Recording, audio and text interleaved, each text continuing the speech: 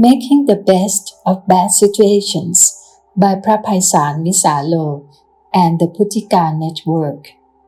Read by Usawadi Sintusen. The Buddhist Lent is not only for monastic men and women to undertake rigorous retreats. The 3-month period, starting from the first day of the full moon of the 8th lunar month, in brackets, July the 30th, can be a time for everyone to start anew, to contemplate one's life, to vow to correct past mistakes, and to initiate new, auspicious steps towards something better. For the past 6 years, the Buddhist Network, a coalition of socially engaged Buddhists, has launched several campaigns specifically designed to coincide with the Lenten period. In a popular booklet called Chaiyaphume in Thai, which means smart ways of making merit, the coalition recommended scores of ways beyond donating money to monks and temples for people to make merit. Phra Paisal Visalo, a leader of the network, recently came up with a timely new campaign, Chalat Thamjai, meaning smart ways of thinking, which encourages people to face crises, whether they are the loss of property, health problems, or problems at work, or in relationships, in a more calm and constructive manner. The booklet for the campaign consistently suggests that events that seem unfortunate may actually be blessings in disguise. Here are some excerpts from this booklet. When losing property, whining and foaming will not help you retrieve what has been lost. Remember, you still have many other things that might be more valuable than what is gone. But we tend to grieve over our loss or what we have not yet acquired, rather than appreciate what is already in our hand. Try to pay attention and give appreciation to what you have at the moment, and let go of the past. You will suffer less as a result. Better still, think of how lucky you are not to have lost more than what you did. Incidents of loss can actually teach you some invaluable lessons. To be more cautious and mindful, and more importantly, to realize that losing and departing is but a fact of life. If you cannot let go of minor things, how will you be able to withstand a bigger loss down the road? Indeed, you should learn to prepare your mind all the time. When you are aware that nothing will stay with you forever, you will not suffer when it is forever gone from your life. When going bankrupt, financial bankruptcy does not mean that your whole life will have to collapse too. Remind yourself of the many good things you still have. Your family and the people you love, your friends, and last but not least, your own life. You are still a valuable person to yourself and to many other people. Success and wealth do not make a person. It is the good deeds they have done that count. It is never too late to start anew. All you need is your breath and your brain. Don't forget to use past mistakes as your teacher. Everyone will have a fall sooner or later, but when it's time to stand up, pick up something to guide you in your next move. When facing poverty, first of all, ask yourself if you are really poor. Having less than others does not necessarily mean you are poor. A number of people feel poor because they compare themselves with others. despite the fact that they already have everything they need. You may not own a car or a house, but look again, you already have a lot of comforts in life, don't you? As soon as you feel contented or satisfied with what you have, you will no longer feel poor and miserable. The feeling that one is poor is largely a matter of perception. When we crave something, we will feel poor. Try to avoid comparing yourself with others. Do not fall prey to the bombardment of advertisements. Appreciate what you have. You will realize that you are not at all poor.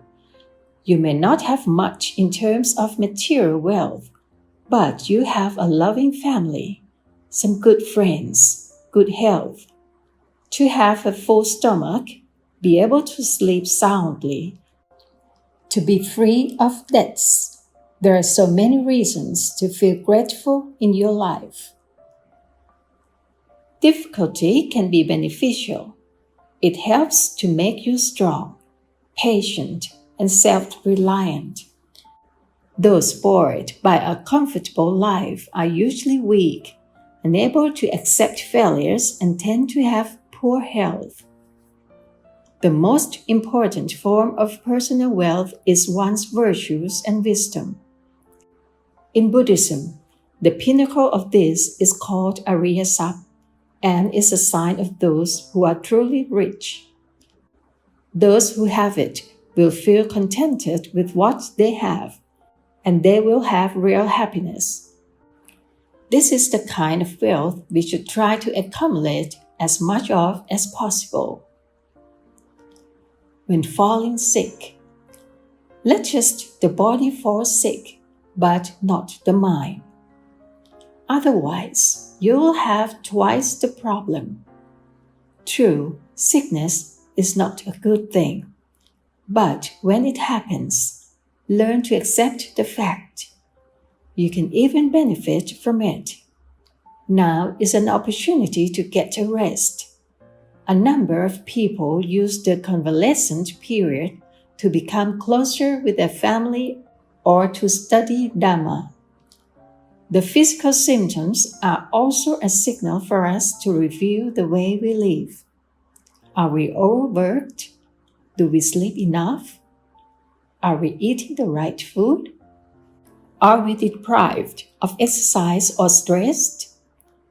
One valuable lesson from getting sick is to learn to make our lifestyle a healthier one. More importantly, the physical elements teach us about the impermanence of life, that sickness is part and parcel of living. Such awareness will teach us to let go of our attachments and also not to be reckless. We will come to appreciate every second we have left in our life, as well as the value of good health. When losing an organ, if the loss of a body part is needed to lengthen your life, so be it. Life is more important than any given part of the body. Even in the case of an accident where amputation is required, you can still consider yourself fortunate. After all, you are still alive and not undergoing a worse ordeal. The value of life is in your good deeds, not in your physical appearance. As long as you continue your good deeds, you should be able to respect yourself. The loss of an organ should not be an obstacle to doing good things, both for yourself and others. True, one's daily life may become more difficult, but it is the mind that cannot accept the change that can cause the most suffering.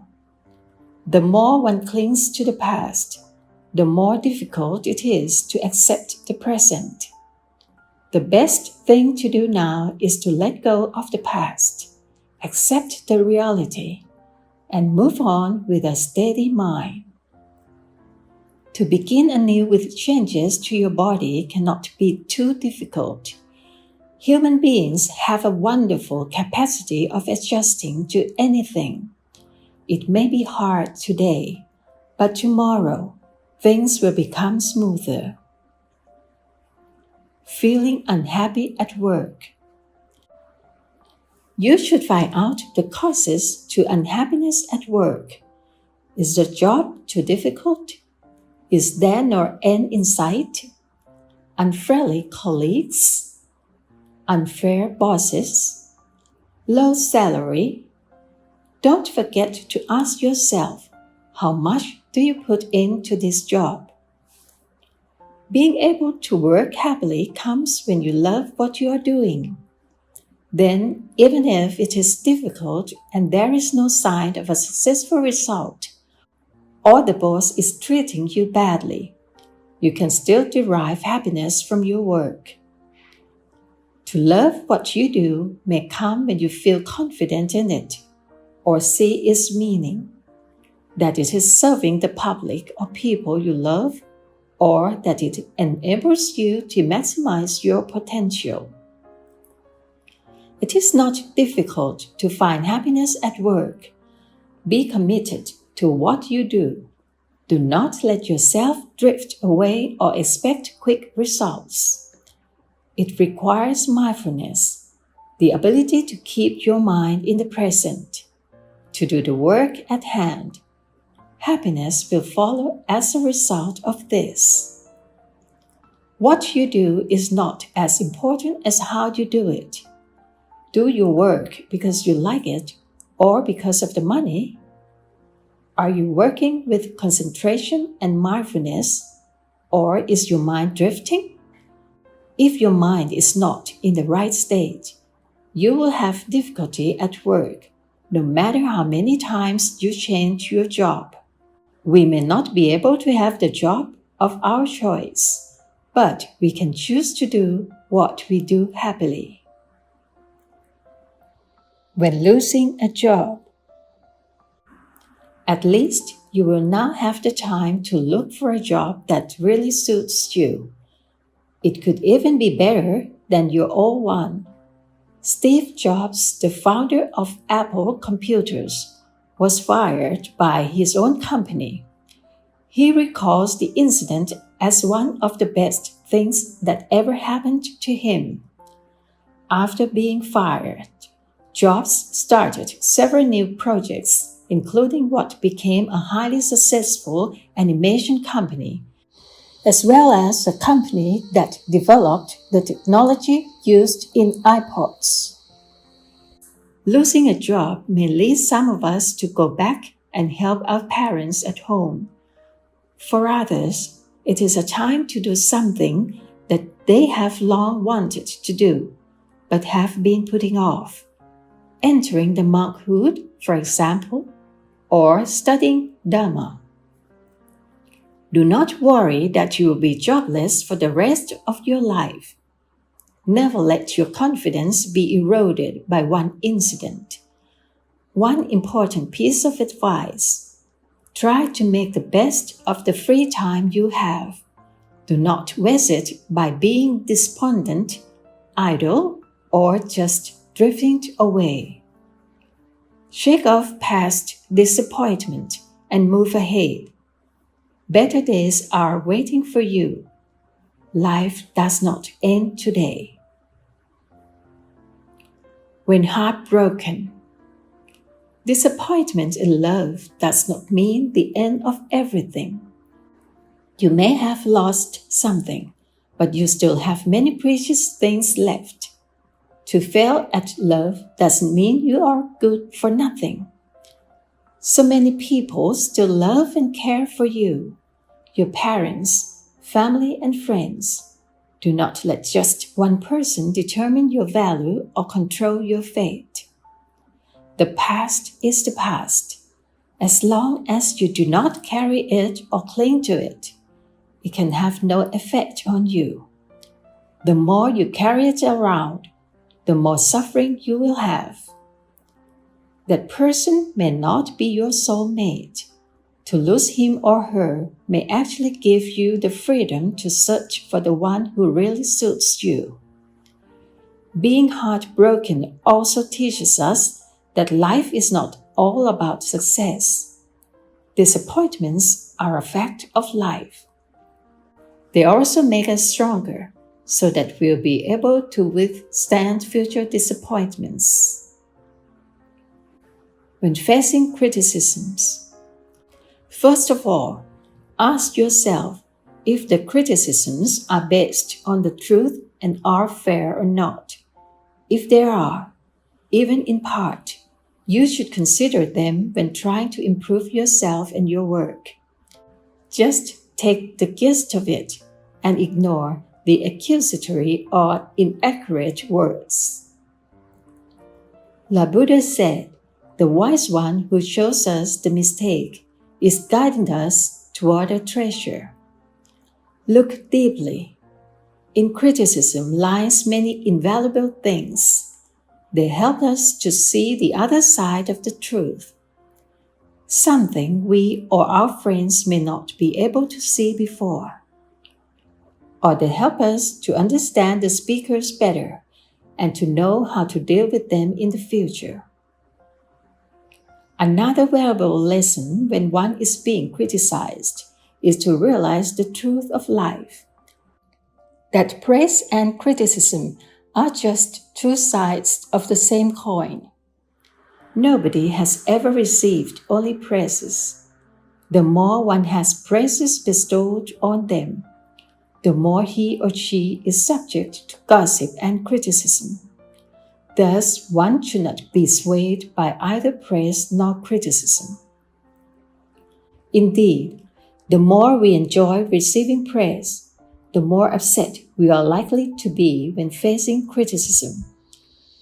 If we don't want to suffer from being criticized, we should avoid being overjoyed when praised, for the louder we laugh, the harder we will cry.